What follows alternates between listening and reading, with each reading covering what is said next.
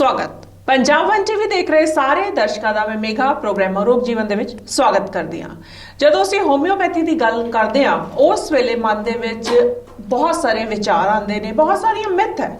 ਕਿਹਾ ਜਾਂਦਾ ਹੈ ਕਿ ਜਦੋਂ ਹੋਮਿਓਪੈਥੀ ਦਾ ਇਲਾਜ ਸ਼ੁਰੂ ਕਰਦੇ ਆ ਤੇ ਬਹੁਤ ਟਾਈਮ ਲੱਗ ਜਾਂਦਾ ਅਸਰ ਹੁੰਦੇ। ਕੁਝ ਲੋਕ ਇਹ ਵੀ ਕਹਿੰਦੇ ਆ ਕਿ ਹੋਮਿਓਪੈਥੀ ਸਿਰਫ ਬੱਚਿਆਂ ਲਈ ਹੈ, ਜਾਂ ਫਿਰ ਇਹ ਵੀ ਕਿਹਾ ਜਾਂਦਾ ਹੈ ਕਿ ਹੋਮਿਓਪੈਥੀ ਉਦੋਂ ਹੀ ਅਪਣਾਈ ਜਾਂਦੀ ਹੈ ਜਦੋਂ ਅਸੀਂ ਹੋਰ ਪੈਥੀਆਂ ਤੋਂ ਥੱਕ ਜਾਂਦੇ ਆ।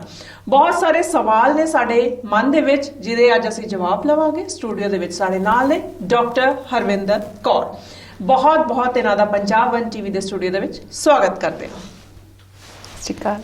ਪ੍ਰੋਗਰਾਮ ਦੀ ਸ਼ੁਰੂਆਤ ਕਰਦੇ ਹਾਂ। ਅੱਜ ਦੇ ਇਸ ਅੰਕ ਦੇ ਵਿੱਚ ਅਸੀਂ ਹੋਮਿਓਪੈਥੀ ਦੀ ਗੱਲ ਕਰਨੀ ਹੈ ਤੇ ਸਭ ਤੋਂ ਪਹਿਲਾਂ ਇਹੀ ਜਾਣਦੇ ਹਾਂ ਕਿ ਕੀ ਹੈ ਹੋਮਿਓਪੈਥੀ। ਜੀ, ਹੋਮਿਓਪੈਥੀ ਇੱਕ ਇਸ ਤਰ੍ਹਾਂ ਦੀ ਚਿਕਿਤਸਾ ਪੱਧਤੀ ਹੈ ਜਿਹਦੇ ਵਿੱਚ ਨਾ ਕੇਵਲ ਮਰੀਜ਼ਾਂ ਦੇ ਲੱਛਣ, ਬਿਮਾਰੀਆਂ ਦੇ ਲੱਛਣ ਦੂਰ ਹੁੰਦੇ ਨੇ, ਬਲਕਿ ਬਿਮਾਰੀ ਨੂੰ ਜੜ ਤੋਂ ਇਲਾਜ ਕੀਤਾ ਜਾਂਦਾ ਹੈ। ਜ਼ਿਆਦਾਤਰ ਕੀ ਹੁੰਦਾ ਹੈ ਕਿ ਦੂਸਰੀ ਕੋਈ ਵੀ ਦਵਾਈ ਪੇਸ਼ੈਂਟ ਜਦੋਂ ਤੱਕ ਖਾਂਦਾ ਹੈ ਠੀਕ ਰਹਿੰਦਾ ਹੈ। ਜਿਸ ਦਿਨ ਦਵਾਈ ਬੰਦ ਕਰ ਦਿੰਦਾ ਹੈ ਕੁਝ ਘੰਟਿਆਂ ਬਾਅਦ ਜਾਂ ਫਿਰ ਅਗਲੇ ਦਿਨ ਹੀ ਉਸ ਨੂੰ ਬਿਮਾਰੀ ਵਾਪਸ ਮੁੜ ਕੇ ਆ ਜਾਂਦੀ ਹੈ, ਕਿਉਂਕਿ ਉਹਦੀ ਬਿਮਾਰੀ ਜਿਹੜੀ ਉਹ ਜੜ ਤੋਂ ਦੂਰ ਨਹੀਂ ਹੋਈ ਸੀ। ਉਹਦੇ ਸਿਰਫ ਜਿਹੜੀ ਬਿਮਾਰੀ ਦੀਆਂ ਅਲਾਮਤਾਂ ਜਿਹਨੂੰ ਕਿ ਅਸੀਂ ਸਿੰਪਟਮਸ ਕਹਿੰਦੇ ਆ, ਸਿਰਫ ਉਹੀ ਹੀ ਦੂਰ ਹੋਈਆਂ ਸਨ। ਬਿਮਾਰੀ ਦੀ ਜਿਹੜੀ ਮੇਨ ਰੀਜ਼ਨ, ਮੇਨ ਜਿਹੜੀ ਜੜ ਹੈ ਉਹ ਸਰੀਰ ਦੇ ਵਿੱਚ ਹੀ ਹੈ। ਜਿਹੜੀ ਹੋਮਿਓਪੈਥੀ ਦਾ ਜਿਹੜਾ ਖੋਜ ਹੋਈ ਸੀ ਉਹ ਡਾਕਟਰ ਸੈਮੂਅਲ ਹੈਨੀਮੈਨ ਸਨ। ਉਹ ਜਰਮਨ ਵਿੱਚ ਇੱਕ ਕੁਆਲੀਫਾਈਡ ਐਮਡੀ ਡਾਕਟਰ ਸੀ ਜੋ ਕਿ ਐਲੋਪੈਥਿਕ ਮੈਡੀਸਿਨ ਦੀ ਪ੍ਰੈਕਟਿਸ ਕਰਦੇ ਸੀ। ਸੋ ਉਹਨਾਂ ਨੇ ਜਰਮਨੀ ਵਿੱਚ ਜਦੋਂ ਆਪਣੇ ਕਲੀਨਿਕ ਵਿੱਚ ਇੱਕ ਚੀਜ਼ ਦੀ ਐਕਸਪੀਰੀਅੰਸ ਕੀਤਾ ਕਿ ਮੈਂ ਜਦੋਂ ਤੱਕ ਬਹੁਤ ਸਾਰੀਆਂ ਇੱਦਾਂ ਦੀਆਂ ਬਿਮਾਰੀਆਂ ਨੇ ਜਿੱਦਾਂ ਸਿਰ ਦਰਦ ਹੈ, ਬਲੱਡ ਪ੍ਰੈਸ਼ਰ ਹੈ, ਸ਼ੂਗਰ ਹੈ, ਜੋੜਾਂ ਦੀਆਂ ਦਰਦਾਂ ਹਨ, ਐਸਿਡਿਟੀ ਹੈ, ਕਿ ਮੈਂ ਜਦੋਂ ਤੱਕ ਮਰੀਜ਼ ਨੂੰ ਦਵਾਈ ਦੇਣਾ ਵਾ ਉਦੋਂ ਤੱਕ ਮਰੀਜ਼ ਠੀਕ ਰਹਿੰਦਾ ਹੈ। ਲੇਕਿਨ ਜਦੋਂ ਮੈਂ ਮਰੀਜ਼ ਦੀ ਦਵਾਈ ਬੰਦ ਕਰ ਦੇਣਾ, ਮਰੀਜ਼ ਵਾਪਸ ਆ ਕੇ ਮੈਨੂੰ ਕੰਪਲੇਂਟ ਕਰਦਾ ਹੈ ਕਿ ਡਾਕਟਰ ਸਾਹਿਬ ਮੈਂ ਤਾਂ ਫਿਰ ਬਿਮਾਰ ਹੋ ਗਿਆ। ਤੇ ਉਹਨਾਂ ਨੇ ਸਭ ਤੋਂ ਪਹਿਲਾਂ ਇੱਕ ਮੈਡੀਸਿਨ, ਉਹਨਾਂ ਨੇ ਇਸ ਹੋਮਿਓਪੈਥੀ ਦਾ ਅਵਿਸ਼ਕਾਰ ਕੀਤਾ। ਹੋਮਿਓਪੈਥੀ ਨੂੰ, ਦਵਾਈ ਨੂੰ ਇੱਕ ਅਲੱਗ ਤਰੀਕੇ ਨਾਲ ਉਹਨਾਂ ਨੇ ਫਿਰ ਪੇਸ਼ੈਂਟਸ ਤੇ ਟਰਾਈ ਕੀਤਾ ਕਿ ਇਹ ਇੱਕ ਪੈਥੀ ਹੈ, ਚਿਕਿਤਸਾ ਪੱਧਤੀ ਹੈ ਜਿਹਦੇ ਨਾਲ ਅਸੀਂ ਬਿਮਾਰੀ ਨੂੰ ਬਾਰ-ਬਾਰ ਆਉਣ ਤੋਂ ਬਚਾ ਸਕਦੇ ਹਾਂ। ਮਤਲਬ ਬਿਮਾਰੀ ਜੇ ਬਾਰ-ਬਾਰ ਆਉਂਦੀ ਹੈ ਤੇ ਜੇ ਅਸੀਂ ਹੋਮਿਓਪੈਥੀ ਅਪਣਾਉਂਦੇ ਹਾਂ ਤਾਂ ਉਸਨੂੰ ਜੜ ਤੋਂ ਖਤਮ ਕਰ ਸਕਦੇ ਹਾਂ। ਜੀ ਬਿਲਕੁਲ, ਇਹੀ ਫਰਕ ਹੈ ਸ਼ਾਇਦ ਹੋਮਿਓਪੈਥੀ ਤੇ ਐਲੋਪੈਥੀ ਦੇ ਵਿੱਚ। ਤੁਹਾਡੀ ਨਜ਼ਰ ਦੇ ਵਿੱਚ ਤੁਸੀਂ ਕੀ ਕਹੋਗੇ? ਜੀ ਦੇਖੋ, ਜਿਹੜੀ ਐਲੋਪੈਥੀ ਹੈ ਉਹ ਨੰਬਰ 1 ਹੈ। ਕਿਉਂ ਹੈ? ਕਿਉਂਕਿ ਉਹ ਲਾਈਫ ਸੇਵਿੰਗ ਡਰੱਗਸ ਨੇ। ਯਾਨੀ ਜਦੋਂ ਤੁਹਾਨੂੰ ਕੋਈ ਐਮਰਜੈਂਸੀ ਹੈ, ਤੁਹਾਨੂੰ ਕੋਈ ਸਰਜਰੀ ਕਰਾਣੀ ਹੈ, ਕੋਈ ਸੀਵੀਅਰ ਹਾਰਟ ਅਟੈਕ ਹੈ, ਬਹੁਤ ਜ਼ਿਆਦਾ ਬੁਖਾਰ ਹੈ, ਤਾਂ ਜਦੋਂ ਐਮਰਜੈਂਸੀ ਹੈ ਤਾਂ ਐਮਰਜੈਂਸੀ ਵਿੱਚ ਸਾਨੂੰ ਐਲੋਪੈਥੀ ਹੀ ਬਚਾਉਂਦੀ ਹੈ। ਸੋ ਉਹ ਨੰਬਰ 1 ਇਸ ਵਾਸਤੇ ਹੈ ਕਿਉਂਕਿ ਉਹ ਸਾਡੀ ਜਾਨ ਬਚਾਉਂਦੀ ਹੈ। ਲੇਕਿਨ ਜਦੋਂ ਅਸੀਂ ਬਾਕੀ ਬਿਮਾਰੀਆਂ ਦੀ ਗੱਲ ਕਰਦੇ ਹਾਂ, ਜਿਸ ਤਰ੍ਹਾਂ ਪੁਰਾਣੀਆਂ ਬਿਮਾਰੀਆਂ ਨੇ, ਜਿਸ ਤਰ੍ਹਾਂ ਪੁਰਾਣੇ ਚਰਮ ਰੋਗ ਨੇ, ਪੁਰਾਣੀ ਐਲਰਜੀ ਹੈ, ਜ਼ੁਕਾਮ ਹੈ, ਜਿਹੜਾ ਕਿ ਜਿਹਨੂੰ ਐਲਰਜੀ ਦੇ ਵਿੱਚ ਅਸੀਂ ਗਿਣਿਆ ਜਾਂਦਾ ਹੈ। ਸੋ ਬਹੁਤ ਸਾਰੀ ਏਦਾਂ ਦੀਆਂ ਬਿਮਾਰੀਆਂ ਨੇ ਜਿਹੜੇ ਅਕਿਊਟ ਪ੍ਰੋਬਲਮਸ ਨਹੀਂ ਨੇ, ਜਿਨ੍ਹਾਂ ਦੇ ਨਾਲ ਇਨਸਾਨ ਦੀ ਜਾਨ ਨਹੀਂ ਜਾਂਦੀ, ਬਟ ਉਹ ਸਾਰੀ ਉਮਰ ਉਸ ਤੋਂ ਸਫਰ ਕਰਦਾ ਰਹਿੰਦਾ ਹੈ। ਸੋ ਜਦੋਂ ਪੁਰਾਣੀ ਬਿਮਾਰੀਆਂ ਦੀ ਗੱਲ ਆਉਂਦੀ ਹੈ ਉਹਦੇ ਵਿੱਚ ਸਾਨੂੰ ਆਲਟਰਨੇਟਿਵ ਸਿਸਟਮ ਯਾਨੀ ਕਿ ਆਯੁਰਵੈਦਿਕ ਔਰ ਹੋਮਿਓਪੈਥਿਕ ਜਿਹੜੇ ਕਿ ਆਲਟਰਨੇਟਿਵ ਸਿਸਟਮ ਦੇ ਵਿੱਚ ਆਉਂਦੇ ਨੇ। ਨੰਬਰ 1 ਜਿਹੜਾ ਸਿਸਟਮ ਹੈ ਉਹ ਐਲੋਪੈਥੀ ਹੈ, ਲੇਕਿਨ ਉਸ ਤੋਂ ਇਲਾਵਾ ਪੁਰਾਣੀਆਂ ਬਿਮਾਰੀਆਂ ਵਾਸਤੇ ਸਾਨੂੰ ਹੋਮਿਓਪੈਥਿਕ ਮੈਡੀਸਿਨ ਲੈਣਾ ਚਾਹੀਦਾ ਹੈ। ਜੀ, ਇੱਕ ਮਿਥ ਇਹ ਵੀ ਹੈ ਡਾਕਟਰ ਹਰਵਿੰਦਰ ਕਿ ਜਦੋਂ ਸਾਰੇ ਪਾਸੇ ਇਲਾਜ ਕਰਾ ਕੇ ਕੋਈ ਥੱਕ ਜਾਂਦਾ ਹੈ ਨਾ, ਉਸ ਵੇਲੇ ਇਹ ਖਿਆਲ ਮਨ ਦੇ ਵਿੱਚ ਆਉਂਦਾ ਹੈ ਕਿ ਹੋਮਿਓਪੈਥੀ ਨੂੰ ਟਰਾਈ ਕੀਤਾ ਜਾਵੇ। ਹੋ ਸਕਦਾ ਹੈ ਕਿ ਹੋਮਿਓਪੈਥੀ ਨਾਲ ਕੁਝ ਇਲਾਜ ਸੰਭਵ ਹੋ ਸਕੇ। ਹਾਂਜੀ ਜੀ ਮੇਗਾ ਜੀ, ਵੈਸੇ ਹੁਣ ਇਹ ਚੀਜ਼ ਚੇਂਜ ਹੋ ਗਈ ਹੋਈ ਹੈ। ਇਹ ਚੀਜ਼ ਬਹੁਤ ਪਹਿਲੇ ਹੁੰਦੀ ਸੀ ਜੀ। ਹੁਣ ਜਿਹੜੇ ਲੋਕ ਇਹ ਵਾਲੀ ਮੈਡੀਸਿਨਸ ਲੈਂਦੇ ਨੇ, ਖਾਸ ਕਰਕੇ ਜਿੱਦਾਂ ਮੇਰੇ ਪਰਮਾਨੈਂਟ ਜਿਹੜੇ ਮੇਰੇ ਪੇਸ਼ੈਂਟਸ ਨੇ, ਅਗਰ ਉਹਨਾਂ ਨੂੰ ਕੋਈ ਵੀ ਪ੍ਰੋਬਲਮ ਹੁੰਦੀ ਹੈ ਉਹ ਮੇਰੇ ਕੋਲ ਆਉਂਦੇ ਨੇ। ਜੇ ਮੈਨੂੰ ਲੱਗਦਾ ਹੈ ਕਿ ਇਹਨਾਂ ਨੂੰ ਐਲੋਪੈਥਿਕ ਮੈਡੀਸਿਨ ਦੀ ਲੋੜ ਹੈ ਤਾਂ ਮੈਂ ਉਹਨਾਂ ਨੂੰ ਸੁਜੈਸਟ ਕਰਦੀ ਹਾਂ ਕਿ ਪਹਿਲੇ ਤੁਸੀਂ 2-3 ਦਿਨ ਐਲੋਪੈਥਿਕ ਮੈਡੀਸਿਨ ਲੈ ਲਓ, ਉਸ ਤੋਂ ਬਾਅਦ ਤੁਸੀਂ ਇਹ ਦਵਾਈ ਲੈ ਸਕਦੇ ਹੋ। ਲੇਕਿਨ ਐਦਾਂ ਦੇ ਵੀ ਲੋਕ ਨੇ ਜਿਹੜੇ ਪਹਿਲੇ ਐਲੋਪੈਥਿਕ ਮੈਡੀਸਿਨਸ ਖਾਂਦੇ ਨੇ, ਜਦੋਂ ਉੱਥੋਂ ਆਰਾਮ ਨਹੀਂ ਆਉਂਦਾ ਫਿਰ ਲਾਸਟ ਵਿੱਚ ਉਹ ਕਹਿੰਦੇ ਨੇ ਚਲੋ ਹੋਮਿਓਪੈਥਿਕ ਮੈਡੀਸਿਨ ਖਾ ਕੇ ਦੇਖ Try ਕਰਕੇ ਦੇਖ ਔਰ ਲਈਏ, ਫਿਰ ਹਾਂ। ਉਹ ਐਕਸਪੈਕਟ ਵੀ ਕਰਦੇ ਨੇ ਕਿ ਉਹਨਾਂ ਦੀ ਅਗਰ 2 ਸਾਲ ਪੁਰਾਣੀ ਬਿਮਾਰੀ ਹੈ ਤਾਂ ਉਹ ਉਮੀਦ ਰੱਖਦੇ ਨੇ ਕਿ 2 ਦਿਨਾਂ ਵਿੱਚ ਹੀ ਠੀਕ ਹੋ ਜਾਏ। ਸੋ ਅਗਰ ਛੋਟਾ ਜਿਹਾ ਪੇੜ ਕੱਟਣਾ ਹੋਵੇ ਤਾਂ ਜਲਦੀ ਕੱਟਿਆ ਜਾਏਗਾ, ਲੇਕਿਨ ਇੱਕ ਜਿਹੜਾ ਪਿੱਪਲ ਦਾ ਪੇੜ ਹੈ ਅਗਰ ਅਸੀਂ ਉਹਨੂੰ ਜੜ ਤੋਂ ਕੱਟਣਾ ਹੈ ਆਬਵੀਅਸਲੀ ਸਾਨੂੰ ਥੋੜਾ ਜਿਹਾ ਡਾਕਟਰ ਨੂੰ ਥੋੜਾ ਜਿਹਾ ਟਾਈਮ ਦੇਣਾ ਪਏਗਾ, ਦਵਾਈਆਂ ਨੂੰ ਅਸਰ ਕਰਨ ਦਾ ਥੋੜਾ ਜਿਹਾ ਟਾਈਮ ਦੇਣਾ ਪਏਗਾ। ਬਿਲਕੁਲ। ਤੇ ਗੱਲ ਕਰੀਏ ਬਿਮਾਰੀਆਂ ਦੀ, ਤੇ ਕਿਹੜੀ-ਕਿਹੜੀ ਬਿਮਾਰੀਆਂ ਦਾ ਇਲਾਜ ਹੋਮਿਓਪੈਥੀ ਦੇ ਵਿੱਚ ਸੰਭਵ ਹੈ? ਜੀ, ਸਭ ਤੋਂ ਪਹਿਲਾਂ ਮੈਂ ਗੱਲ ਕਰਾਂਗੀ ਔਰਤਾਂ ਦੀਆਂ ਬਿਮਾਰੀਆਂ ਬਾਰੇ ਗੱਲ ਕਰਾਂਗੀ। ਅੱਜ ਕੱਲ ਜਿਹੜਾ ਸਾਡੇ ਖਾਣੇ ਵਿੱਚ ਮਿਲਾਵਟ ਹੈ, ਬਹੁਤ ਸਾਰੇ ਕਾਰਨ ਨੇ ਜਿਹਦੇ ਕਰਕੇ ਅੱਜ ਕੱਲ ਔਰਤਾਂ ਨੂੰ ਮਾਹਵਾਰੀ ਨੂੰ ਪੀਰੀਅਡਸ ਨੂੰ ਲੈ ਕੇ ਬਹੁਤ ਸਾਰੀਆਂ ਪ੍ਰੋਬਲਮਸ ਆ ਰਹੀਆਂ ਨੇ। ਬਿਲਕੁਲ, ਨਾ ਕੇਵਲ ਔਰਤਾਂ ਬਲਕਿ ਜਿਹੜੀਆਂ ਸਾਡੀ ਜਿਹੜੀ ਯੂਥ ਹੈ, ਯੰਗ ਗਰਲਸ, ਮੇਰੇ ਕੋਲ ਬਹੁਤ ਸਾਰੀ ਯੰਗ ਗਰਲਸ ਆਉਂਦੀਆਂ ਨੇ ਜਿਨ੍ਹਾਂ ਨੂੰ ਪੀਰੀਅਡਸ ਜਦੋਂ ਸਟਾਰਟ ਹੁੰਦੇ ਨੇ ਉਦੋਂ ਹੀ ਪ੍ਰੋਬਲਮਸ ਸਟਾਰਟ ਹੋ ਜਾਂਦੀਆਂ ਨੇ, ਜਿਸ ਤਰ੍ਹਾਂ ਕਿ PCOD ਦਾ ਸਭ ਨੇ ਨਾਮ ਸੁਣਿਆ ਹੋਏਗਾ, ਫਾਈਬਰਾਇਡ ਦਾ ਨਾਮ ਸੁਣਿਆ ਹੋਏਗਾ, ਨਿਮੋਥੀਅਨ ਸਿਸਟ ਹੈ, ਹੋਰ ਵੀ ਬਹੁਤ ਸਾਰੀਆਂ ਗਾਇਨੀ ਦੀਆਂ ਪ੍ਰੋਬਲਮਸ ਨੇ ਜਿਹਦਾ ਕਿ ਐਲੋਪੈਥੀ ਵਿੱਚ ਜਾਂ ਤਾਂ ਹਾਰਮੋਨਸ ਦਿੱਤੇ ਜਾਂਦੇ ਨੇ ਜਿਨ੍ਹਾਂ ਦੇ ਆਪਣੇ ਸਾਈਡ ਇਫੈਕਟਸ ਹੁੰਦੇ ਨੇ। ਅਸੀਂ ਯੰਗ ਗਰਲਸ ਨੂੰ ਦੇਣਾ ਅੱਛਾ ਨਹੀਂ ਸਮਝਦੇ, ਇਵਨ ਜਿਹੜੀਆਂ ਮਿਡਲ ਏਜਡ ਲੇਡੀਜ਼ ਨੇ ਉਹਨਾਂ ਨੂੰ ਵੀ ਨਹੀਂ ਦੇਣਾ ਚਾਹੀਦਾ। ਸੋ ਔਰਤਾਂ ਦੀਆਂ ਜਿੰਨੀਆਂ ਬਿਮਾਰੀਆਂ ਨੇ 90% ਵਿੱਚ ਅਸੀਂ ਬਹੁਤ ਹੀ ਜਲਦੀ ਔਰ ਬਹੁਤ ਹੀ ਵਧੀਆ ਤਰੀਕੇ ਨਾਲ ਅਸੀਂ ਪੇਸ਼ੈਂਟ ਨੂੰ ਟ੍ਰੀਟ ਕਰ ਸਕਦੇ ਹਾਂ। ਗਾਇਨੀ ਦੀਆਂ ਜਿੰਨੀਆਂ ਵੀ ਪ੍ਰੋਬਲਮਸ ਹੈ, ਉਸ ਤੋਂ ਬਾਅਦ ਜੋੜਾਂ ਦੀ ਦਰਦਾਂ ਜਿਸ ਤਰ੍ਹਾਂ ਗਠੀਆ ਹੈਗਾ, RA ਫੈਕਟਰ ਪੋਜ਼ਿਟਿਵ ਹੁੰਦਾ ਪੇਸ਼ੈਂਟਸ ਦਾ, ਉਹਦੇ ਵਿੱਚ ਐਲੋਪੈਥੀ 'ਚ ਸਿਰਫ ਔਰ ਸਿਰਫ ਸਟੀਰੋਇਡ ਹੀ ਦਿੱਤੇ ਜਾਂਦੇ ਨੇ। ਸੋ ਇਹਦੇ ਵਿੱਚ ਅਸੀਂ ਅਗਰ ਪੇਸ਼ੈਂਟ ਸਟੀਰੋਇਡ ਖਾ ਰਿਹਾ ਹੈ ਤਾਂ ਅਸੀਂ ਸਟੀਰੋਇਡ ਦੀ ਡੋਜ਼ ਹੌਲੀ ਹੌਲੀ ਘਟਾਈ ਦੀ ਹੈ ਆਪਣੀ ਮੈਡੀਸਿਨ ਦੇ ਕੇ, ਔਰ ਅਸੀਂ ਜਿਹੜੀ ਪੇਸ਼ੈਂਟ ਦੀ ਜਿਹੜੀ ਬਿਮਾਰੀ ਹੈ ਉਹ ਦੂਰ ਕਰਦੇ ਹਾਂ। ਪੁਰਾਣੀ ਪੇਟ ਦੀਆਂ ਬਿਮਾਰੀਆਂ ਜਾਂ ਫਿਰ ਜਿਹੜੀਆਂ ਸਕਿਨ ਦੀਆਂ ਬਿਮਾਰੀਆਂ, ਐਲਰਜੀ ਜਿੰਨੀ ਵੀ ਤਰ੍ਹਾਂ ਦੀ ਹੈ, ਚਾਹੇ ਉਹ ਜ਼ੁਕਾਮ ਵਾਲੀ ਐਲਰਜੀ ਹੈ, ਚਾਹੇ ਉਹ ਸਾਡੀ ਚਮੜੀ ਵਾਲੀ ਐਲਰਜੀ ਹੈ, ਉਹਦੇ ਵਿੱਚ ਹੋਮਿਓਪੈਥੀ ਵਿੱਚ ਬਹੁਤ ਹੀ ਵਧੀਆ ਸਾਨੂੰ ਰਿਜ਼ਲਟਸ ਮਿਲਦੇ ਨੇ। ਤੇ ਜਿਸ ਤਰ੍ਹਾਂ ਤੁਸੀਂ ਔਰਤਾਂ ਦੀਆਂ ਬਿਮਾਰੀਆਂ ਦੀ ਗੱਲ ਕੀਤੀ ਹੈ ਨਾ, ਮੈਂ ਇਹੀ ਗੱਲ ਕਰਾਂਗੀ ਜਿੱਦਾਂ ਪ੍ਰੈਗਨੈਂਸੀ ਦੀ ਗੱਲ ਕਰੀ ਹੈ ਨਾ, ਪ੍ਰੈਗਨੈਂਸੀ ਦੇ ਵਿੱਚ ਐਲੋਪੈਥੀ ਮੈਡੀਸਿਨ ਦਿੱਤੀ ਜਾਂਦੀ ਹੈ ਤਾਂ ਕਿ ਜਿਹੜੀ ਪ੍ਰੈਗਨੈਂਟ ਲੇਡੀ ਹੈ ਉਹਨੂੰ ਘੱਟ ਤਕਲੀਫ ਹੋਵੇ, ਜੇ ਉਹਨੂੰ ਵੋਮਿਟਿੰਗਸ ਹੈ ਉਹ ਵੀ ਉਹਦੇ ਨਾਲ ਰੁਕ ਜਾਣ। ਤੇ ਕੀ ਜੇ ਹੋਮਿਓਪੈਥੀ ਮੈਡੀਸਿਨਸ ਲਿੱਤੀਆਂ ਜਾਣ ਤੇ ਇਹ ਪ੍ਰੋਬਲਮਸ ਦੂਰ ਹੋ ਸਕਦੀਆਂ? ਜੀ ਬਿਲਕੁਲ, ਉਹ ਵੀ ਹੋ ਸਕਦੀ ਹੈ। ਜਿਸ ਤਰ੍ਹਾਂ ਲੇਡੀਜ਼ ਨੂੰ ਨੌਜੀਆ, ਜਿਸ ਤਰ੍ਹਾਂ ਤੁਸੀਂ ਦੱਸਿਆ, ਵੋਮਿਟਿੰਗ ਹੈ, ਸੋ ਡਾਕਟਰ ਦਵਾਈ ਜ਼ਰੂਰ ਦਿੰਦੇ ਨੇ, ਲੇਕਿਨ ਨਾਲ ਹੀ ਨਾਲ ਪੇਸ਼ੈਂਟ ਨੂੰ ਦੱਸਦੇ ਨੇ ਕਿ ਜਦੋਂ ਤੁਹਾਨੂੰ ਬਹੁਤ ਤਕਲੀਫ ਹੋਵੇ ਤੁਸੀਂ ਤਾਂ ਹੀ ਲੈਣੀ ਹੈ, ਕਿਉਂਕਿ ਡਾਕਟਰਸ ਨੂੰ ਪਤਾ ਹੈ ਕਿ ਇਸ ਮੈਡੀਸਿਨ ਦਾ ਬੱਚੇ ਦੇ ਉੱਤੇ ਬੁਰਾ ਅਸਰ ਪਏਗਾ। ਸੋ ਉਸ ਪ੍ਰੋਬਲਮ ਵਿੱਚ ਅਸੀਂ ਹੋਮਿਓਪੈਥਿਕ ਮੈਡੀਸਿਨ ਲੈ ਸਕਦੇ ਹਾਂ, ਕਿਉਂਕਿ ਇਸ ਮੈਡੀਸਿਨ ਦੇ ਕੋਈ ਵੀ ਸਾਈਡ ਇਫੈਕਟਸ ਨਹੀਂ ਹੁੰਦੇ। ਸੋ ਇੱਕ ਹੋਰ ਸਾਡੇ ਪ੍ਰੈਗਨੈਂਸੀ ਦੀ ਅਗਰ ਮੇਗਾ ਜੀ ਤੁਸੀਂ ਗੱਲ ਕਰ ਰਹੇ ਹੋ ਤਾਂ ਈਜ਼ੀ ਡਿਲੀਵਰੀ ਵਾਸਤੇ ਸਾਡੀ ਬਹੁਤ ਹੀ ਅੱਛੀ ਮੈਡੀਸਿਨਸ ਆਉਂਦੀਆਂ ਨੇ ਕਿ ਅਗਰ ਪੇਸ਼ੈਂਟ ਉਸਨੂੰ 5th ਮੰਥ ਔਨਵਰਡ ਖਾਣਾ ਸਟਾਰਟ ਕਰ ਦਿੰਦਾ ਹੈ ਤਾਂ ਉਹਦੀ 99.9% ਉਹਦੀ ਨਾਰਮਲ ਡਿਲੀਵਰੀ ਹੁੰਦੀ ਹੈ। And most important easy delivery ਹੁੰਦੀ ਹੈ। ਈਜ਼ੀ ਡਿਲੀਵਰੀ ਕਹਿਣ ਦਾ ਮਤਲਬ ਕਿ ਲੇਬਰ ਪੇਨਸ ਜਿਹੜੀਆਂ ਉਹ ਬਹੁਤ ਜ਼ਿਆਦਾ ਦੇਰ ਤੱਕ ਨਹੀਂ ਹੁੰਦੀਆਂ। ਸੋ ਅਗਰ ਅਵੇਅਰਨੈਸ ਹੋਵੇ ਤਾਂ ਹੀ ਸਾਡੇ ਜਿਹੜੇ ਲੋਕ ਹੈ ਉਹ ਇਸ ਪੈਥੀ ਨੂੰ ਅਪਣਾਣਗੇ, ਉਸ ਮੈਡੀਸਿਨ ਨੂੰ ਲੈਣਗੇ।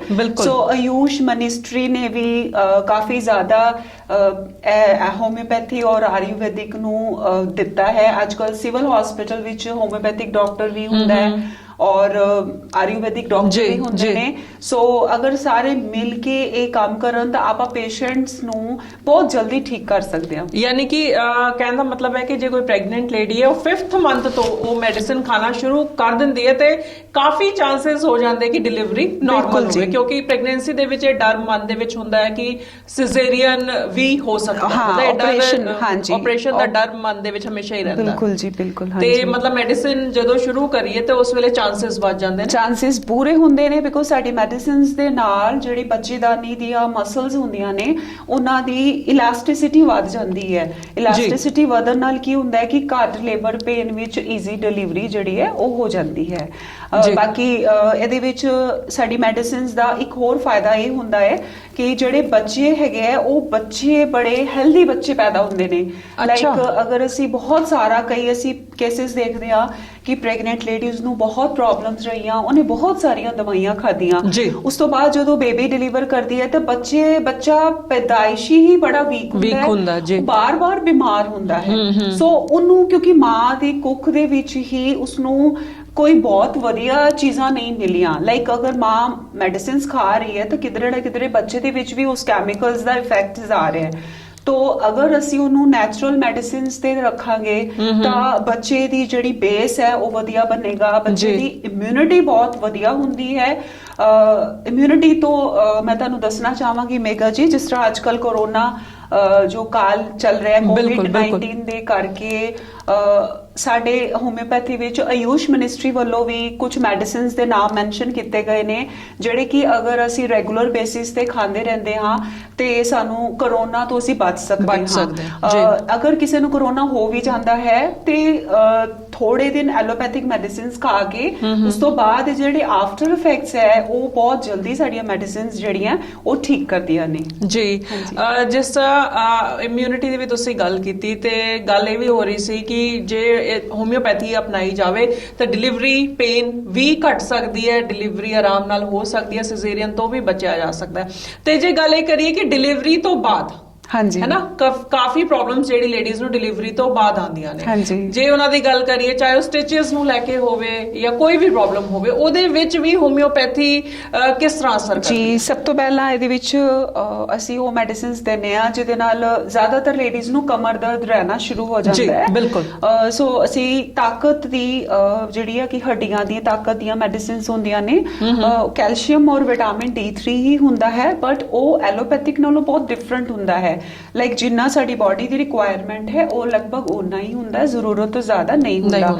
ਔਰ ਜਿਹੜੇ ਹੋਮਿਓਪੈਥਿਕ ਕੈਲਸ਼ੀਅਮ ਜਾਂ ਵਿਟਾਮਿਨ D3 ਹੈ ਉਹਦਾ ਬੈਸਟ ਪਾਰਟ ਇਹ ਹੈ ਉਹ ਜਲਦੀ ਐਬਜ਼ੌਰਬ ਹੋ ਜਾਂਦੇ ਬਾਡੀ ਵਿੱਚ।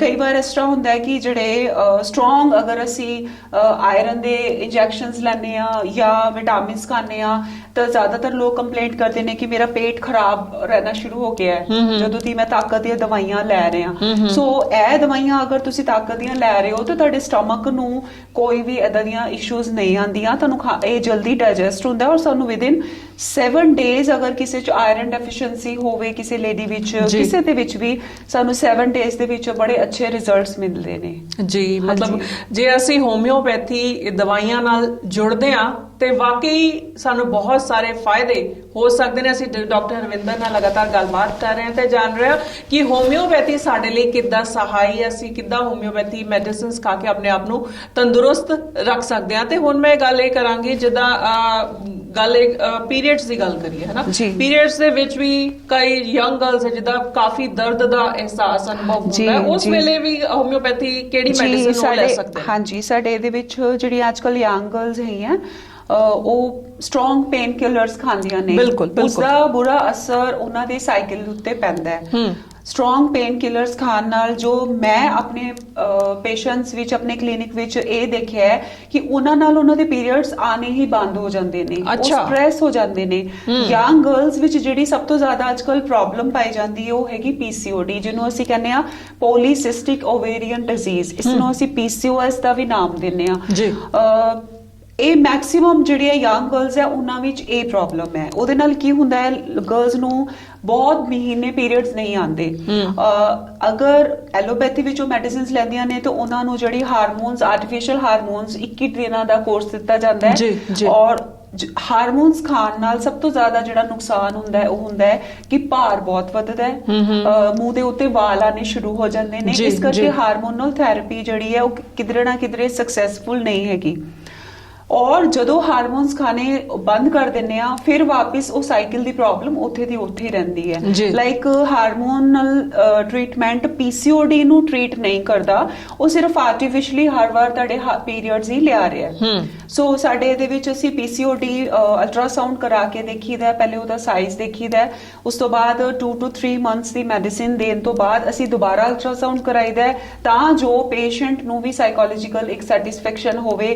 ਪੇਸ਼ੈਂਟ ਨੂੰ ਰਿਪੋਰਟ ਦਿਖਾਈ ਦੀ, ਉਹਨੂੰ ਪੜ੍ਹ ਕੇ ਦਿਖਾਈਦਾ ਕਿ ਦੇਖੋ ਤੁਹਾਡੇ ਪਹਿਲੇ ਇਹ ਸਾਈਜ਼ ਸੀਗਾ ਸਿਸਟ ਦਾ ਸਾਈਜ਼, ਹੁਣ ਸਿਸਟ ਦਾ ਸਾਈਜ਼ ਇਹ ਘਟਿਆ ਹੈ। ਔਰ ਪੇਸ਼ੈਂਟ ਨੂੰ ਆਪਣੇ ਆਪ ਹੀ ਤਸੱਲੀ ਉਦੋਂ ਹੋ ਜਾਂਦੀ ਹੈ ਜਦੋਂ ਉਹਦੇ ਆਪਣੇ ਆਪ ਹੀ ਹਰ ਮਹੀਨੇ ਬੱਚੇ ਦੇ ਪੀਰੀਅਡਸ ਆਨੇ ਸਟਾਰਟ ਹੋ ਜਾਂਦੇ ਨੇ। ਦੂਸਰੀ ਯੰਗ ਗਰਲਸ ਵਿੱਚ ਇਹ ਪ੍ਰੋਬਲਮ ਆਉਂਦੀ ਹੈ ਕਿ ਉਹਨਾਂ ਨੂੰ ਹੈਵੀ ਮੈਂਸਿਸ ਹੁੰਦੀ ਹੈ। ਉਹਦਾ ਕਾਰਨ ਇਹ ਹੁੰਦਾ ਹੈ ਕਿ ਕਈ ਵਾਰ ਅੰਦਰ ਕੋਈ ਸਵੈਲਿੰਗ ਹੁੰਦੀ ਹੈ, ਉਹ ਅਸੀਂ ਅਲਟਰਾਸਾਊਂਡ ਕਰਕੇ ਅਸੀਂ ਪਤਾ ਲਗਾਉਂਦੇ ਆ, ਜਾਂ ਕਈ ਵਾਰ ਵੈਸੇ ਹੀ ਬਿਨਾਂ ਕਿਸੇ ਕਾਰਨ ਦੇ ਵੀ ਬੱਚਿਆਂ ਨੂੰ ਹੈਵੀ ਮੈਂਸਿਸ ਆਉਂਦੇ ਆ। ਬੱਚਿਆਂ ਦਾ ਜੀ ਲਾਈਫ ਸਟਾਈਲ ਖਰਾਬ ਹੋਵੇ, ਕਾਫੀ ਜ਼ਿਆਦਾ ਲੈਂਦੇ ਬੱਚੇ, ਜੰਕ ਫੂਡ ਜ਼ਿਆਦਾ ਖਾਂਦੇ ਆ, ਉਹਦੇ ਕਾਰਨਾਂ ਕਰਕੇ ਉਹਨਾਂ ਦੇ ਪੀਰੀਅਡਸ ਅਸੀਂ ਜਿਹੜੇ ਹੈਗੇ ਡਿਸਟਰਬ ਹੋ ਜਾਂਦੇ ਆ। ਸੋ ਬੱਚਿਆਂ ਨੂੰ ਅਸੀਂ ਲਾਈਫ ਸਟਾਈਲ ਥੋੜੇ ਚੇਂਜਸ ਕਰਨ ਲਈ ਬੋਲੀਦੇ ਆ, ਥੋੜੀ ਐਕਸਰਸਾਈਜ਼ ਲਈ ਸੁਜੈਸਟ ਕਰੀਦਾ ਤੇ ਨਾਲ ਹੀ ਨਾਲ ਆਪਣੀਆਂ ਦਵਾਈਆਂ ਦੇ ਦੀਆਂ। ਔਰ ਕੁਝ ਦਵਾਈ ਏਦਾਂ ਦੀਆਂ ਵੀ ਦਿੰਦੇ ਆ, ਕੁਝ ਪੀਣ ਵਾਸਤੇ ਮੈਡੀਸਿਨਸ ਹੁੰਦੀਆਂ ਕਿ ਜਦੋਂ ਬੱਚੇ ਨੂੰ ਪੇਨ ਹੋਵੇ ਜਾਂ ਹੈਵੀ ਮੈਂਸਿਸ ਹੋਵੇ ਉਦੋਂ ਬੱਚਾ ਲੈ ਸਕਦਾ। ਤੁਸੀਂ ਪੀਣ ਵਾਲੀ ਮੈਡੀਸਿਨਸ ਦੀ ਗੱਲ ਕੀਤੀ ਤੇ ਇੱਕ ਸਵਾਲ ਮੇਰੇ ਮਨ ਦੇ ਵਿੱਚ ਇਹ ਆ ਰਿਹਾ ਹੈ ਕਿ ਬਹੁਤ ਸਾਰੇ ਲੋਕ ਇਹੀ ਸੋਚਦੇ ਨੇ ਕਿ ਹੋਮਿਓਪੈਥੀ ਹੈ ਤੇ ਇਹਦਾ ਮਤਲਬ ਹੈ ਉਹ ਚਿੱਟੀਆਂ ਵਾਲੀਆਂ ਮਿੱਠੀ ਮਿੱਠੀ ਗੋਲੀਆਂ ਹੀ ਖਾਣੀਆਂ ਨੇ, ਕਿ ਸਿਰਫ ਉਹੀ ਗੋਲੀਆਂ ਹੁੰਦੀਆਂ? ਜੀ ਨਹੀਂ, ਐਕਚੁਅਲ ਵਿੱਚ ਜਿਹੜੀਆਂ ਸਾਡੀਆਂ ਦਵਾਈਆਂ ਹੁੰਦੀਆਂ ਨੇ ਉਹ ਬਹੁਤ ਕੌੜੀਆਂ ਹੁੰਦੀਆਂ ਨੇ। ਉਹਨਾਂ ਨੂੰ ਡਾਇਰੈਕਟ ਅਗਰ ਅਸੀਂ ਦਈਏ ਤਾਂ ਕਈ ਵਾਰ ਪੇਸ਼ੈਂਟ ਨਹੀਂ ਲੈ ਪਾਉਂਦਾ। ਸੋ ਉਹਨਾਂ ਦਾ ਜਿਹੜਾ ਇੰਨਾ ਕੜਵਾਪਨ ਜਾਂ ਜਿਹੜਾ ਉਹਨਾਂ ਦੀ ਬੜੀ ਪੰਜੈਂਟ ਜਿਹੜੀ ਸਮੈਲ ਹੈ ਜਾਂ ਟੇਸਟ ਜਿਹੜਾ ਉਹਨਾਂ ਦਾ ਗੰਦਾ ਟੇਸਟ ਹੈ, ਉਹਨੂੰ ਮੋਡੀਫਾਈ ਕਰਨ ਵਾਸਤੇ ਅਸੀਂ ਇਹ ਜਿਹੜੇ ਚਿੱਟੀਆਂ ਗੋਲੀਆਂ ਜਿਹਨੂੰ ਤੁਸੀਂ ਬੋਲ ਰਹੇ ਹੋ, ਅਸੀਂ ਇਹਨੂੰ ਗਲੋਬਿਊਲਸ ਕਹਿੰਦੇ ਆ। ਅਸੀਂ ਗਲੋਬਿਊਲਸ ਲੈਣੇ ਆ। ਇਸ ਗਲੋਬਿਊਲਸ ਨੂੰ ਅਸੀਂ ਇੱਕ ਮੀਡੀਅਮ ਬਣਾਇਆ ਹੋਇਆ ਹੈ ਆਪਣੀ ਮੈਡੀਸਿਨਸ, ਉਹਦੇ ਵਿੱਚ ਅਸੀਂ ਪਾ ਕੇ ਦੇਈਦਾ। ਇਸ ਗਲੋਬਿਊਲਸ ਦੀ ਇਹ ਖਾਸੀਅਤ ਹੁੰਦੀ ਹੈ, ਇਹ ਆਪਣੇ ਅੰਦਰ ਮੈਡੀਸਿਨ ਨੂੰ ਅਬਜ਼ੌਰਬ ਕਰ ਲੈਂਦੇ ਨੇ। ਉਹਦਾ ਸਾਰਾ ਕੜਵਾਪਨ, ਸਾਰਾ ਜਿਹੜਾ ਉਹਦਾ ਗੰਦਾ ਟੇਸਟ ਹੈ ਉਹ ਦਵਾਈਆਂ ਦੇ ਅੰਦਰ ਚਲਾ ਜਾਂਦਾ ਹੈ ਤੇ ਜਦੋਂ ਪੇਸ਼ੈਂਟ ਦਵਾਈ ਖਾਂਦਾ ਉਹਨੂੰ ਸਿਰਫ ਸਵੀਟ ਟੇਸਟ ਹੀ ਆਉਂਦਾ ਹੈ। ਅਦਰਵਾਈਜ਼ ਸਾਨੂੰ ਬਹੁਤ ਸਾਰੇ ਕੇਸਿਸ ਵਿੱਚ ਖਾਲੀ ਮਿੱਠੀਆਂ ਗੋਲੀਆਂ ਨਾ ਦੇ ਕੇ ਸਾਨੂੰ ਪੀਣ ਵਾਲੀਆਂ ਮੈਡੀਸਿਨਸ ਵੀ ਦੇਣੀਆਂ ਪੈਂਦੀਆਂ ਨੇ। ਕੁਝ ਏਦਾਂ ਦੀਆਂ ਵੀ ਟੈਬਲੇਟਸ ਹੁੰਦੀਆਂ ਨੇ ਜਿਹੜੀਆਂ ਕਾਫੀ ਫਿੱਕੀਆਂ ਹੁੰਦੀਆਂ ਨੇ, ਜਾਂ ਅੱਜਕੱਲ ਪਾਣੀ ਨਾਲ ਲੈਣ ਵਾਲੀਆਂ ਟੈਬਲੇਟਸ ਵੀ ਬਹੁਤ ਆ ਗਈਆਂ ਨੇ। ਸੋ ਹੁਣ ਖਾਲੀ ਮਿੱਠੀਆਂ ਗੋਲੀਆਂ ਹੀ ਨਹੀਂ ਆਉਂਦੀਆਂ, ਹੁਣ ਬਹੁਤ ਸਾਰੀਆਂ ਜਿਸ ਤਰ੍ਹਾਂ ਟੈਕਨੋਲੋਜੀ ਐਡਵਾਂਸ ਹੋ ਰਹੀ ਹੈ ਉਸੇ ਤਰ੍ਹਾਂ ਸਾਡੀਆਂ ਮੈਡੀਸਿਨਸ ਨਵੀਆਂ ਆ ਰਹੀਆਂ ਨੇ। ਮੈਡੀਸਿਨਸ ਨੂੰ ਬਣਾਉਣ ਦੇ ਤਰੀਕੇ ਚੇਂਜ ਹੋ ਰਹੇ ਨੇ ਵਿਦ ਐਡਵਾਂਸਡ ਟੈਕਨੋਲੋਜੀ। ਸੋ ਹੁਣ ਕਾਫੀ ਸਾਰੇ ਇਹਦੇ ਵਿੱਚ ਚੇਂਜਸ ਆ ਗਏ ਨੇ। ਤੇ ਜੇ ਪਰਹੇਜ਼ ਦੀ ਗੱਲ ਕਰੀਏ ਨਾ, ਅਸੀਂ ਤਾਂ ਆਮ ਤੌਰ ਤੇ ਹੀ ਸੁਣਿਆ ਕਿ ਜੇ ਤੁਸੀਂ ਹੋਮਿਓਪੈਥੀ ਮੈਡੀਸਿਨ ਲੈ ਰਹੇ ਹੋ ਤੇ ਤੁਸੀਂ ਕੱਚਾ ਪਿਆਜ਼ ਨਹੀਂ ਖਾਣਾ ਜਾਂ ਫਿਰ ਕੋਈ ਤੇਜ਼ ਸਮੈਲ ਵਾਲੀ ਚੀਜ਼ ਤੁਸੀਂ ਨਹੀਂ ਖਾਣੀ। ਇਹ ਮਿਥ ਹੈ ਕਿ ਇਹਦੇ ਵਿੱਚ ਸੱਚਾਈ ਹੈ? ਜੀ ਬਿਲਕੁਲ, ਬਹੁਤ ਵੱਡੀ ਇੱਕ ਮਿਥ ਹੈ। ਐਕਚੁਅਲ ਵਿੱਚ ਮੈਡੀਸਿਨ, ਸਾਰੀ ਮੈਡੀਸਿਨਸ ਦੇ ਨਾਲ ਇਹ ਪਰਹੇਜ਼ ਨਹੀਂ ਹੁੰਦੇ। ਕੁਝ ਮੈਡੀਸਿਨਸ ਹੁੰਦੀਆਂ ਨੇ, ਫੋਰ ਐਗਜ਼ਾਮਪਲ ਕੋਈ ਮੈਡੀਸਿਨ ਜਿਹੜੀ ਕਿ ਸਾਡੀ ਇੱਕ ਮੈਡੀਸਿਨ ਹੁੰਦੀ ਜਿਹੜੀ ਪਿਆਜ਼ ਤੋਂ ਬਣਦੀ ਹੈ। ਸੋ ਉਹ ਮੈਡੀਸਿਨ ਬਣੀ ਹੀ ਪਿਆਜ਼ ਤੋਂ ਹੈ, ਤਾਂ ਉਹ ਪਿਆਜ਼ ਦਾ ਕੁਝ ਐਕਸਟ੍ਰੈਕਟ ਕੱਢ ਕੇ ਉਹ ਦਵਾਈ ਬਣੀ ਹੋਈ ਹੈ। ਹੁਣ ਉਸ ਪਿਆਜ਼ ਦੀ ਕੁਝ ਰੇਸ਼ੋ ਉਸ ਮੈਡੀਸਿਨ ਵਿੱਚ ਹੈ, ਲੇਕਿਨ ਉੱਪਰੋਂ ਜੇ ਤੁਸੀਂ ਪਿਆਜ਼ ਖਾ ਰਹੇ ਹੋ ਉਸ ਮੈਡੀਸਿਨ ਦੇ ਨਾਲ ਤੇ ਤੁਹਾਡੀ ਮੈਡੀਸਿਨਲ ਵੈਲਿਊ ਜਿਹੜੀ ਹੈ ਉਹ ਘਟ ਜਾਏਗੀ। ਸੋ ਕੁਝ ਮੈਡੀਸਿਨਸ ਹੁੰਦੀਆਂ ਨੇ ਜਿਹਦੇ ਨਾਲ ਪਿਆਜ਼ ਦੀ ਮਨਾਈ ਹੁੰਦੀ ਹੈ, ਕੁਝ ਮੈਡੀਸਿਨਸ ਏਦਾਂ ਦੀਆਂ ਨੇ ਜਿਹਦੇ ਨਾਲ ਚਾਹ, ਕੌਫੀ ਜਾਂ ਕੋਈ ਵੀ ਸਟਰੋਂਗ ਸਮੈਲ ਦੀ ਪਰਹੇਜ਼ ਹੁੰਦੀ ਹੈ।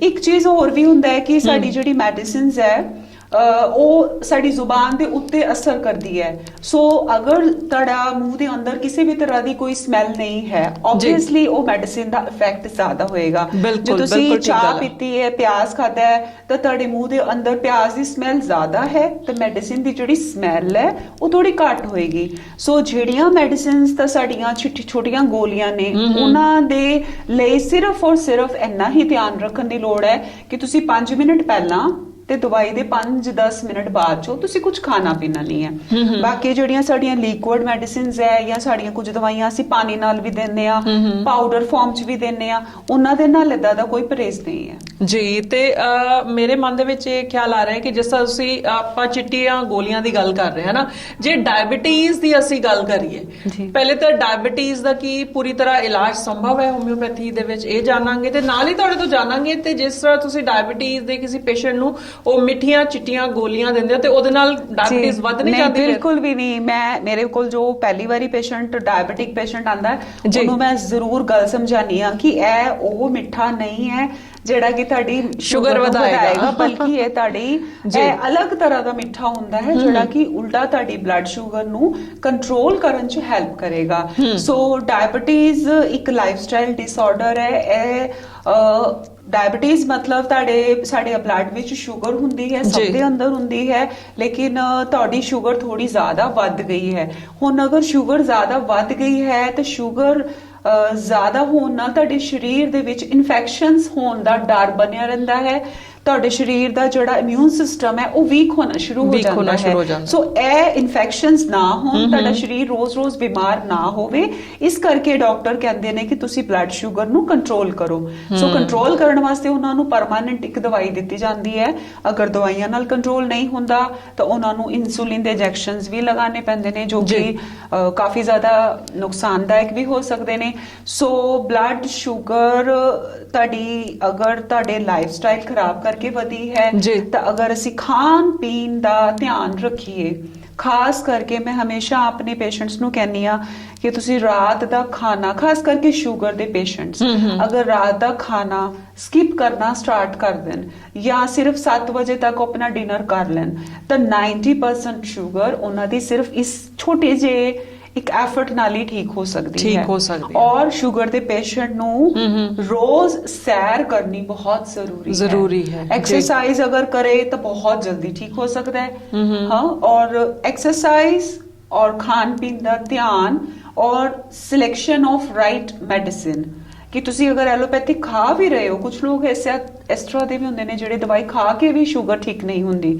ਸੋ ਐਲੋਪੈਥਿਕ ਮੈਡੀਸਿਨ ਨੂੰ ਅਸੀਂ ਸਡਨਲੀ ਨਹੀਂ ਬੰਦ ਕਰੀਦਾ, ਉਸਦੀ ਮੈਡੀਸਿਨ ਦੀ ਡੋਜ਼ ਹੌਲੀ ਹੌਲੀ ਘਟਾ ਕੇ ਨਾਲ ਆਪਣੀ ਮੈਡੀਸਿਨਸ ਅਸੀਂ ਦੇਈਦੀਆਂ ਨੇ, ਡ੍ਰੌਪਸ ਫਾਰਮ 'ਚ ਵੀ ਦੇਈਦੀਆਂ ਨੇ ਔਰ ਉਹਦੇ ਨਾਲ ਪੇਸ਼ੈਂਟ ਜਿਹੜਾ ਹੌਲੀ ਹੌਲੀ ਠੀਕ ਹੋ ਜਾਂਦਾ। ਜੇ ਗੱਲ ਇਹ ਕਰੀਏ ਕਿ ਬਹੁਤ ਸਾਰੇ ਲੋਕਾਂ ਦੇ ਮਨ ਦੇ ਵਿੱਚ ਇਹ ਡਰ ਹੁੰਦਾ ਹੈ ਕਿ ਜਦੋਂ ਅਸੀਂ ਹੋਮਿਓਪੈਥੀ ਦਵਾਈ ਸ਼ੁਰੂ ਕਰ ਰਹੇ ਹਾਂ ਤੇ ਪਹਿਲੇ ਤਾਂ ਬਿਮਾਰੀ ਪੂਰੀ ਬਾਹਰ ਆਏਗੀ, है ना, फिर पूरी बार आन तो बाद हौली हौली हौली ठीक होएगी, मतलब ये मन दे विच विचार बनया होया, मिथ बनी हुई है, ਇਹਦੇ ਚ ਕਿੰਨੀ ਸੱਚਾਈ ਹੈ? ਜੀ ਇਹ ਵੀ ਇੱਕ ਬਹੁਤ ਵੱਡਾ ਮਿਥ ਹੈ।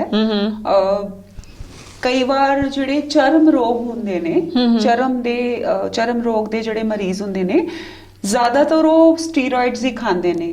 ਸਟੀਰੋਇਡਸ ਨਾਲ ਕੀ ਹੁੰਦਾ ਹੈ, ਸਾਡੀ ਬਿਮਾਰੀ ਜਿਹੜੀ ਹੈ ਉਹ ਠੀਕ ਨਹੀਂ ਹੁੰਦੀ। ਸਾਡੀ ਸਕਿਨ ਦੀਆਂ 7 ਪਰਤਾਂ ਹੁੰਦੀਆਂ ਨੇ, ਸਟੀਰੋਇਡਸ ਖਾਣ ਨਾਲ ਉਹ ਉੱਪਰਲੀ ਪਰਤ ਤੋਂ ਤੁਹਾਡੀ ਜਿਹੜੀ ਤਕਲੀਫ ਹੈ ਉਹ ਘਟ ਜਾਂਦੀ ਹੈ, ਲੇਕਿਨ ਅੰਦਰਲੀ ਪਰਤਾਂ ਵਿੱਚ ਉਹ ਬਿਮਾਰੀ ਸਪਰੈਸ ਹੋ ਜਾਂਦੀ ਹੈ। ਹੁਣ ਜਦੋਂ ਤੁਸੀਂ ਹੋਮਿਓਪੈਥਿਕ ਮੈਡੀਸਿਨਸ ਸਟੀਰੋਇਡਸ ਖਾਣ ਤੋਂ ਬਾਅਦ ਸਟਾਰਟ ਕਰਦੇ ਹੋ ਤਾਂ ਕਈ ਵਾਰ ਇਸ ਤਰ੍ਹਾਂ ਹੁੰਦਾ ਹੈ ਕਿ ਉਹ ਜਿਹੜੀ ਅੰਦਰ ਬਿਮਾਰੀ ਸੀ ਉਹ ਬਾਹਰ ਆ ਕੇ ਫਰੋਮ ਵਿਦਿਨ ਆਊਟਵਰਡ ਉਹ ਇਸ ਤਰੀਕੇ ਨਾਲ ਉਹ ਠੀਕ ਹੁੰਦੀ ਹੈ। ਪਹਿਲੇ ਇਹ ਤਰੀਕਾ ਅਪਣਾਇਆ ਜਾਂਦਾ ਸੀ ਕਿ ਪੇਸ਼ੈਂਟ ਨੂੰ ਥੋੜੀ ਜਿਹੀ ਇਹਨੂੰ ਅਸੀਂ ਹੋਮਿਓਪੈਥਿਕ ਐਗਰਾਵੇਸ਼ਨ ਕਹਿੰਦੇ ਆ ਕਿ ਪੇਸ਼ੈਂਟ ਨੇ ਸਟੀਰੋਇਡ ਖਾਦੇ, ਉਹਨੇ ਆਪਣੀ ਬਿਮਾਰੀ ਨੂੰ ਦਬਾ ਲਿਆ, ਠੀਕ ਨਹੀਂ ਕੀਤਾ, ਉਹਨੂੰ ਛਿਪਾ ਲਿਆ। ਸੋ ਅਸੀਂ ਜਦੋਂ ਦਵਾਈ ਦਵਾਂਗੇ, ਅਸੀਂ ਪਹਿਲੇ ਸਾਡੇ ਸਰੀਰ ਦਵਾਈ ਦਾ ਮੇਨ ਪਰਪਸ ਹੈ ਅੰਦਰੋਂ ਸਰੀਰ ਦੀ ਸਫਾਈ ਕਰਨਾ।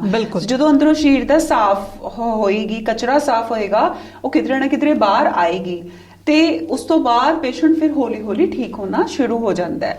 ਲੇਕਿਨ ਅੱਜ ਦਾ ਜੋ ਜ਼ਮਾਨਾ ਹੈ, ਭੱਜ ਦੌੜ ਦਾ ਜ਼ਮਾਨਾ ਹੈ, ਕੋਈ ਵੀ ਪੇਸ਼ੈਂਟ ਇਸ ਤਰ੍ਹਾਂ, ਇਹ ਇੱਕ ਤਰੀਕਾ ਬਹੁਤ ਅੱਛਾ ਹੈ ਸਰੀਰ ਦੀ ਸਫਾਈ ਕਰਨ ਦਾ, ਲੇਕਿਨ ਅੱਜ ਕੱਲ ਦੇ ਜਿਹੜੇ ਪੇਸ਼ੈਂਟ ਹੁੰਦੇ ਨੇ ਉਹ ਇੰਨੀ ਉਹਨਾਂ ਵਿੱਚ ਸਬਰ ਨਹੀਂ ਹੁੰਦਾ ਕਿ ਉਹ ਪਹਿਲੇ ਇਸ ਚੀਜ਼ ਵਾਸਤੇ ਵੇਟ ਕਰਨ, ਹਫਤਾ ਘਰ ਬੈਠਣ, ਆਪਣੀ ਬਿਮਾਰੀ ਨੂੰ ਹੋਰ ਭੁਗਤਣ ਤੇ ਫਿਰ ਠੀਕ ਹੋਵੇ।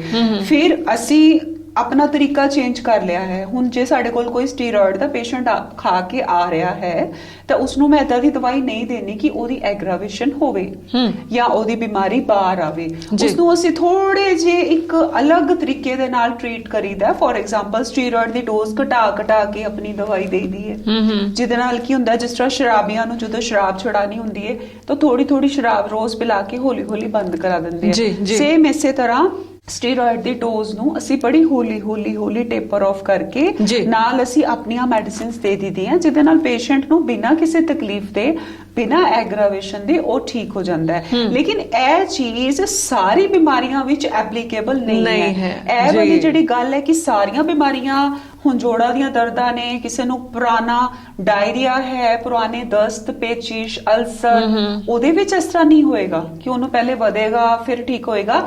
ਇਹ ਸਿਰਫ ਜਿਹੜੀ ਮੈਂ ਪਹਿਲੇ ਜਿਹੜੀ ਚੀਜ਼ ਮੈਂਸ਼ਨ ਕੀਤੀ ਹੈ, ਜਿਹੜੀ ਪ੍ਰੋਬਲਮ, ਇਹ ਸਿਰਫ ਉਹਦੇ ਵਿੱਚ ਹੀ ਹੁੰਦਾ ਹੈ ਜੀ। ਤੇ ਇਹਦੇ ਨਾਲ ਹੀ ਇੱਕ ਸਵਾਲ ਮੇਰੇ ਮਨ ਦੇ ਵਿੱਚ ਇਹ ਆ ਰਿਹਾ ਕਿ ਅਸੀਂ ਬਹੁਤ ਸਾਰੇ ਬਿਮਾਰੀਆਂ ਦੀ ਗੱਲ ਕਰ ਰਹੇ ਹਾਂ, ਤੁਹਾਡੇ ਤੋਂ ਜਾਣ ਰਹੇ ਹਾਂ, ਤੇ ਇੱਕ ਵੱਡੀ ਬਿਮਾਰੀ ਦੀ ਜੇ ਗੱਲ ਕਰੀਏ ਕੈਂਸਰ ਦੀ, ਤੇ ਕੈਂਸਰ ਵਰਗੀ ਬਿਮਾਰੀ ਦਾ ਇਲਾਜ ਕੀ ਹੋਮਿਓਪੈਥੀ ਦੇ ਵਿੱਚ ਸੰਭਵ ਹੈ? ਜੀ ਬਿਲਕੁਲ।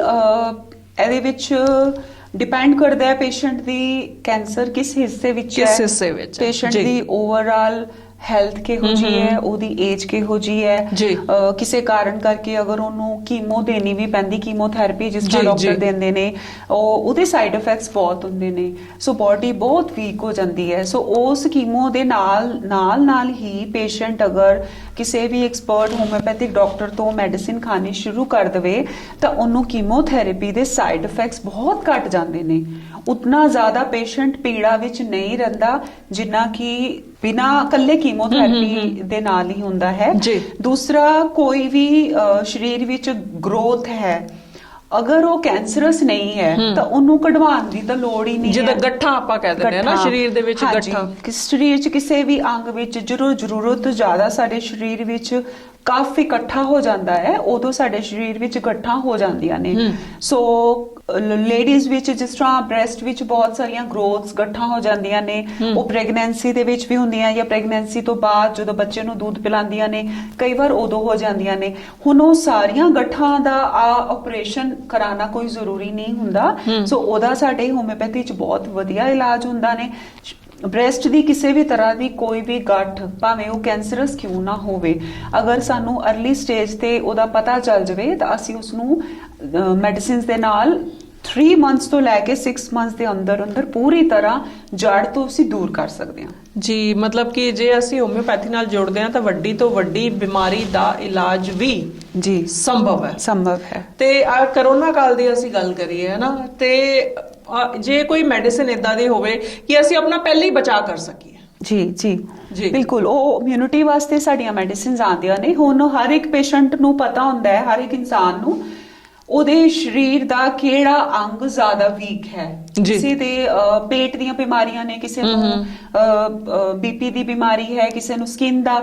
ਤੇ ਜਦੋਂ ਅਸੀਂ ਹੋਮਿਓਪੈਥੀ ਵਿੱਚ ਆਪਣਾ ਇਮਿਊਨ ਸਿਸਟਮ ਇਨਕਰੀਜ਼ ਕਰਨਾ ਹੈ ਤਾਂ ਆਪਣੇ ਸਰੀਰ ਦੇ ਜਿਹੜਾ ਵੀ ਤੁਹਾਡਾ ਕੋਈ ਸਿਸਟਮ ਵੀਕ ਹੈ, ਤੁਸੀਂ ਪਹਿਲੇ ਤਾਂ ਉਸ ਸਿਸਟਮ ਨੂੰ ਸਟਰੋਂਗ ਕਰਨ ਦੀ ਇਮਿਊਨਿਟੀ ਦੀ ਦਵਾਈ ਲੈਣੀ ਹੈ। ਬਿਲਕੁਲ ਠੀਕ ਹੈ। ਅਗਰ ਤੁਹਾਨੂੰ ਕਫ ਕੋਲਡ ਜਲਦੀ ਹੁੰਦਾ ਹੈ, ਉਹਨਾਂ ਨੂੰ ਤਾਂ ਬਹੁਤ ਹੀ ਜ਼ਿਆਦਾ ਜ਼ਰੂਰੀ ਹੈ ਕੋਰੋਨਾ ਤੋਂ ਬਚਣ ਵਾਸਤੇ ਆਪਣੇ ਸਰੀਰ ਦੇ ਅੰਦਰ ਜਿਹੜੀ ਕਫ ਪ੍ਰਕਿਰਤੀ ਹੈ ਉਸ ਨੂੰ ਦੂਰ ਕਰਨਾ, ਇਮਿਊਨ ਸਿਸਟਮ ਨੂੰ ਸਟਰੋਂਗ ਕਰਨਾ। ਜੀ, ਤੇ ਇਮਿਊਨ ਸਿਸਟਮ ਸਟਰੋਂਗ ਹੋਏਗਾ ਤਾਂ ਹੀ ਅਸੀਂ ਆਪਣੀ ਰੋਗ ਪ੍ਰਤੀਰੋਧਕ क्षमता ਜਿਹੜੀ ਉਹ ਵਧਾ ਸਕਦੇ ਹਾਂ, ਹੈਨਾ। ਤੇ ਇਹਦੇ ਲਈ ਹੋਮਿਓਪੈਥੀ ਦੇ ਜੇ ਅਸੀਂ ਮੈਡੀਸਿਨਸ ਲੈ ਰਹੇ, ਦੇ ਨਾਲ ਡਾਈਟ ਦੇ ਵਿੱਚ ਵੀ ਕੁਝ ਬਦਲਾਵ ਕਰਨੇ ਪੈਂਦੇ ਨੇ ਜਾਂ ਜਿਹੜੇ ਰੂਟੀਨ ਡਾਈਟ ਹੈ ਅਸੀਂ ਉਹੀ? ਬਿਲਕੁਲ ਜੀ। ਜਿਸ ਤਰ੍ਹਾਂ ਅਗਰ ਤੁਹਾਨੂੰ ਕਿਸੇ ਨੂੰ ਕਫ ਜ਼ਿਆਦਾ ਬਣਦਾ ਹੈ ਸਰੀਰ ਵਿੱਚ ਤਾਂ ਉਸ ਨੂੰ ਰਾਤ ਨੂੰ दूध बिल्कुल नहीं पीना चाहिए। दूध अगर वो पीना चाहता है तो वो सवेरे धुप वेले पी सकते हैं। दही बिल्कुल नहीं खानी चाहिए, उन्होंने दही लस्सी तो परहेज रखना चाहिए। कोई जिस तरह चावल है, ਆਲੂ ਹੈ, ਇਹ ਸਾਰੀਆਂ ਚੀਜ਼ਾਂ ਖਾਸ ਕਰਕੇ ਰਾਤ ਨੂੰ ਸਾਨੂੰ ਚੀਜ਼ਾਂ ਅਵੋਇਡ ਕਰਨੀਆਂ ਚਾਹੀਦੀਆਂ। ਇਹ ਸਾਰੀਆਂ ਚੀਜ਼ਾਂ ਸਾਡੇ ਸਰੀਰ ਵਿੱਚ ਕਫ ਨੂੰ ਬਣਾਉਂਦੀਆਂ ਨੇ। ਸੋ ਕਫ ਜਿਸ ਡਾਈਟ ਦੇ ਨਾਲ ਜ਼ਿਆਦਾ ਬਣਦਾ ਹੋਵੇ, ਠੰਡੀਆਂ ਚੀਜ਼ਾਂ ਉਹ ਸਾਨੂੰ ਅਵੋਇਡ ਕਰਨੀਆਂ ਚਾਹੀਦੀਆਂ ਨੇ। ਨਾਲ ਅਗਰ ਅਸੀਂ ਮੈਡੀਸਿਨ ਲੈ ਰਹੇ ਹਾਂ, ਕਿਉਂਕਿ ਅਗਰ ਅਸੀਂ ਪਰਹੇਜ਼ ਨਹੀਂ ਕਰਾਂਗੇ ਤਾਂ ਮੈਡੀਸਿਨ ਦਾ ਬਹੁਤਾ ਫਾਇਦਾ ਨਹੀਂ ਹੋਏਗਾ। ਬਿਲਕੁਲ ਠੀਕ ਗੱਲ ਹੈ। ਇਸੇ ਤਰ੍ਹਾਂ ਜੀ ਪਰਹੇਜ਼ ਕਰਨਾ ਤਾਂ ਬਹੁਤ ਜ਼ਰੂਰੀ ਹੈ। ਬਿਮਾਰੀ ਕੋਈ ਵੀ ਹੋਵੇ, ਜੇ ਅਸੀਂ ਪਰਹੇਜ਼ ਕਰਦੇ ਹਾਂ ਤੇ ਨਾਲ ਦਵਾਈ ਵੀ ਖਾਂਦੇ ਹਾਂ ਤੇ ਅਸੀਂ ਬਹੁਤ ਜਲਦੀ ਠੀਕ ਹੋ ਸਕਦੇ ਹਾਂ। ਤੇ ਹੋਮਿਓਪੈਥੀ ਦੀ ਗੱਲ ਕਰੀਏ ਤਾਂ ਹੋਮਿਓਪੈਥੀ ਤਾਂ ਵਾਕਈ ਇੱਕ ਵਰਦਾਨ ਹੈ। ਡਾਕਟਰ ਅਰਵਿੰਦਰ, ਤੁਸੀਂ ਸਾਡੇ ਸਟੂਡੀਓ ਦੇ ਵਿੱਚ ਆਏ, ਤੁਸੀਂ ਹੋਮਿਓਪੈਥੀ ਬਾਰੇ ਬਹੁਤ ਵਧੀਆ ਗੱਲਾਂ ਦੱਸੀਆਂ, ਤੁਹਾਡਾ ਬਹੁਤ ਬਹੁਤ ਸ਼ੁਕਰੀਆ।